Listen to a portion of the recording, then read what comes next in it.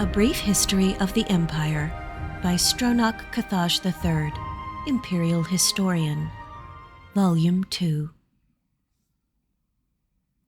Volume 1 of this series described in brief the lives of the first 8 emperors of the Septim dynasty, beginning with the glorious Tiber Septim and ending with his great-great-great-great-grandniece Kintira II. Kintira's murder in Glen Point while in captivity is considered by some to be the end of the pure strain of the Septim blood in the Imperial family. Certainly it marks the end of something significant.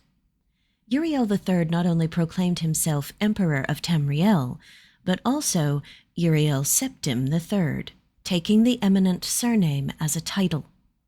In truth, his surname was Mantiarco, from his father's line.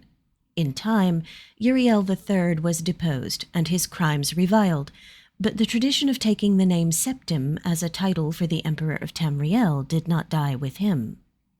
For 6 years, the War of the Red Diamond, which takes its name from the Septim family's famous badge, tore the empire apart. The combatants were the 3 surviving children of Pelagius II, Potema, Sepphoris, and Magnus, and their various offspring. Potema, of course, supported her son, Uriel III, and had the combined support of all of Skyrim and northern Morrowind. With the efforts of Sepphoris and Magnus, however, the province of High Rock turned coat. The provinces of Hammerfell, Somerset Isle, Valenwood, Elsewhere, and Blackmarsh were divided in their loyalty, but most kings supported Sepphoris and Magnus. In the 127th year of the Third Era, Uriel III was captured at the Battle of Ikidag in Hammerfell. En route to his trial in the Imperial city, a mob overtook his prisoner's carriage and burned him alive within it.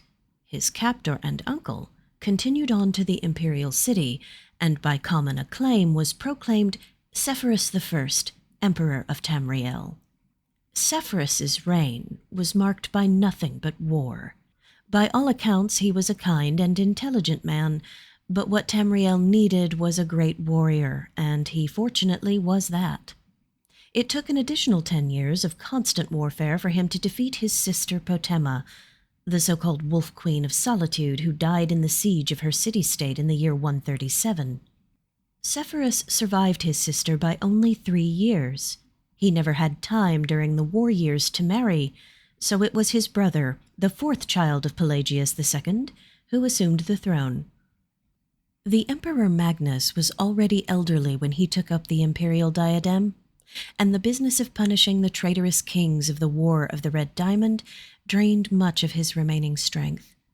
Legend accuses Magnus's son and heir Pelagius III of patricide, but that seems highly unlikely, for no other reason than that Pelagius was king of Solitude following the death of Potema and seldom visited the imperial city. Pelagius III, sometimes called Pelagius the Mad, was proclaimed emperor in the 145th year of the Third Era. Almost from the start, his eccentricities of behavior were noted at court. He embarrassed dignitaries, offended his vassal kings, and on one occasion marked the end of an imperial grand ball by attempting to hang himself. His long-suffering wife was finally awarded the regency of Tamriel, and Pelagius III was sent to a series of healing institutions and asylums until his death in the 153rd year of the Third Era at the age of 34.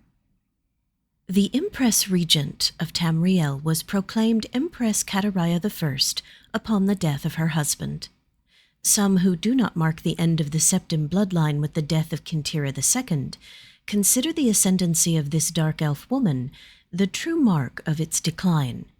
Her defenders, on the other hand, assert that though Kataraya was not descended from Tiber, the son she had with Pelagius was, so the imperial chain did continue. Despite racist assertions to the contrary, Kataraya's 46-year reign was one of the most celebrated in Tamriel's history. Uncomfortable in the imperial city, Kataraya traveled extensively throughout the empire, such as no emperor ever had since Tiber's day. She repaired much of the damage that previous emperors' broken alliances and bungled diplomacy created. The people of Tamriel came to love their empress far more than the nobility did. Cataraya's death in a minor skirmish in Blackmarsh is a favorite subject of conspiracy-minded historians.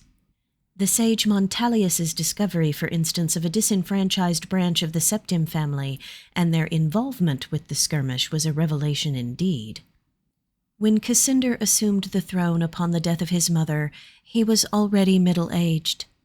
Only half-elven, he aged like a Breton. In fact, he had left the rule of Wayrest to his half-brother Uriel due to poor health. Nevertheless, as the only true blood relation of Pelagius and thus Tiber, he was pressed into accepting the throne. To no one's surprise, the Emperor Cassander's reign did not last long. In 2 years he joined his predecessors in eternal slumber.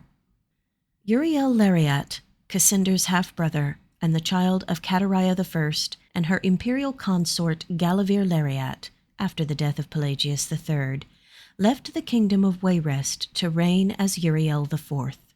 Legally, Uriel IV was a septim. Cassander had adopted him into the royal family when he had become the king of Wayrest. Nevertheless, to the council and to the people of Tamriel, he was a bastard child of Cataraya. Uriel did not possess the dynamism of his mother, and his long 43-year reign was a hotbed of sedition. Uriel IV's story is told in the 3rd volume of this series.